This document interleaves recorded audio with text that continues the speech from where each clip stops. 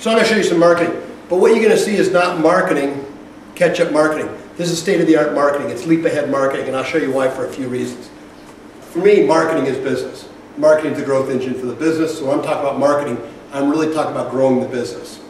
So a lot of businesses are based on doing these routines. We get these routines. We look at key business indicators. We want to get 70% reach, 3 frequency. We have these routines about how we introduce products, how we do marketing programs, et cetera, et cetera. And a lot of those routines are based on past experience. But we start doing these same routines, they lead to the same ideas, and you start to get in this downward spiral. And you wonder what's going wrong. So I have these things I called out with the old rules and then with the new rules. Let me give you some old rules. Set budgets first. Most businesses, most of you guys work in business, I imagine almost all of you do, and you start out by thinking, what's your budget? It's a bad idea. Your budget's not very important. That's the second thing you think about. What you really want to do is think, what is your strategic plan? What are you trying to achieve? And then what does it take to achieve that? If you want to call that a budget, I'm okay. But it doesn't start with, well, I got 500,000 euros. How am I going to grow the business? How about I want to grow the business by 10%. Now, how am I going to do that? What's my strategy for doing that? What does it take to do that as far as financial resources? And what's my rate of return? It's a much better way to look at it. Surprisingly, about 1% of the businesses actually do that way. And the ones that do it the best are guys that own like a hot dog stand. He's the guy that does that because before he spends any money on flyers, he's thinking about what the flyers are going to be used for. He's going to sell more hot dogs. And that's how he decides to print more flyers. When we're at Coca-Cola or Nestle or Procter & Gamble and all, we start with our budgets. It's like a cup. You get a cup and you just fill the cup up. You got this much money, you find ways to spend it. Which leads to our second problem. You start focusing on activities. You start focusing on how you're going to spend your marketing budget. But you should be focused on outcomes. Because your marketing budget's all based on what you're trying to achieve, what do you need to achieve it, and then are you getting the outcomes? But if you're talking about a budget, you're automatically going to start saying, well, what do I do to fill the budget? What activities do I got to fund? How much TV am I going to buy? And you start doing your routines. The first place you screw it up is on the budget thinking. Now that's very hard to change. You go, well, Paul, that's a great idea, but what do I do? I'm just a low guy in the organization. I'm an assistant brand manager, or I'm a marketing manager. My GM does it the old-fashioned way, and I'm going to tell him I don't need budgets. He's going to look at me like you're crazy. Well, this is what I did, because I had the same situation. They give me a budget, I didn't even spend time thinking about it. I literally didn't think about it. I can't tell you, and I couldn't tell you then what my budget was. I don't know what my marketing budget is for the school right now. In fact, I don't think I know any of the budget numbers. I know what I'm trying to achieve. I know what my objectives are. I'm very focused on my objectives.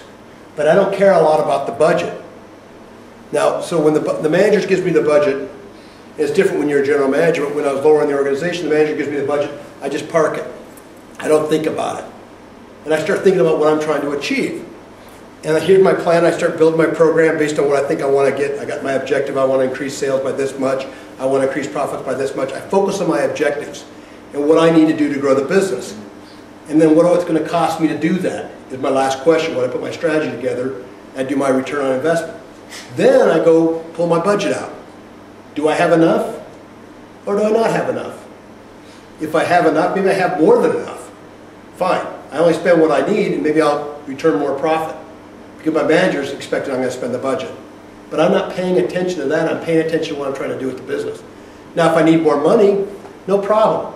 It's very easy to go back to management and say, I need more money because I'm going to do this, this, and this, and here's the return. They love that conversation. And most businesses that you work for will have access to more funding if you can make a solid business case and how you're going to return money on it. So it's possible to do even if you're lower in the organization. Assume people get it and learn organically. Assume nothing. Ensure people get it by continuous learning. Procter & Gamble is one of the best companies. I worked for them early in my career.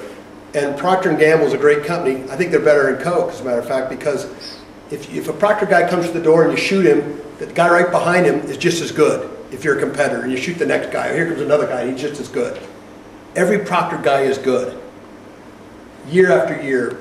Chairmans change, chairmans come. Yeah, this chairman happens to be very good, Lafley. but the other chairman was pretty good too. And the brand manager on Pampers is pretty good, but so is the brand manager on Head & Shoulders. They're all pretty good. And the reason is you could be 64 years old. I think one of the main reasons that they're good, there's a lot of reasons why Procter & Gamble is so good. But if you're 64 years old at Procter & Gamble and you're retiring next March, you're still going to do 2 or 3 weeks of training this year. Every year.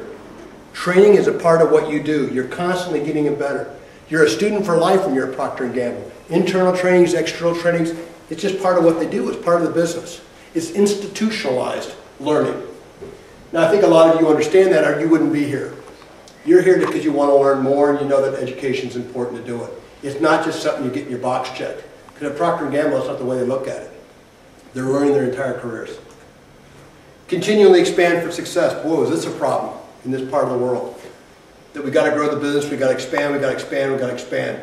We wrote off $300 million at Coke in equipment not too long ago in India because we got way out in front of ourselves.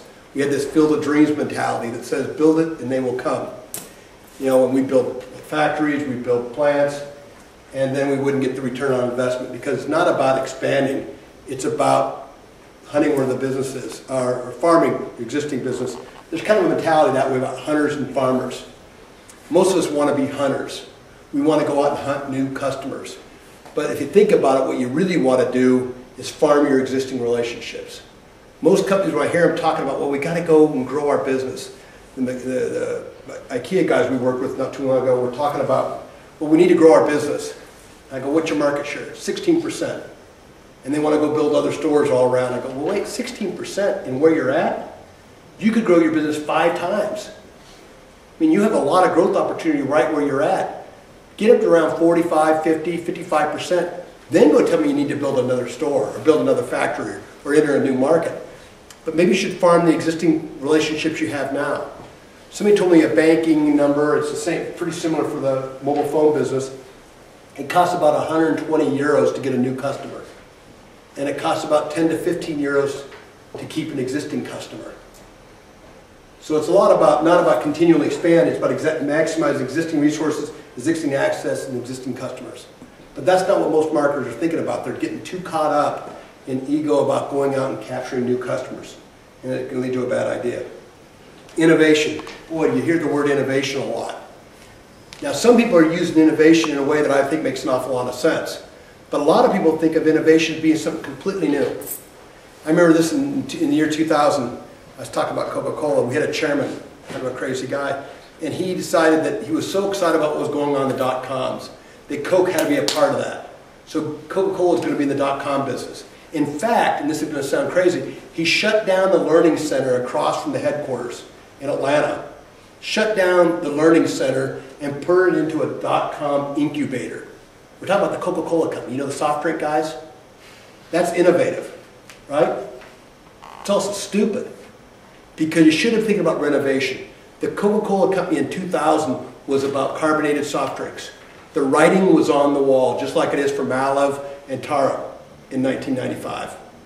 And the writing on the wall was, there's Snapple. There's all these other beverages out there that are non-carbonated, exciting beverages, and there's a lot of growth there.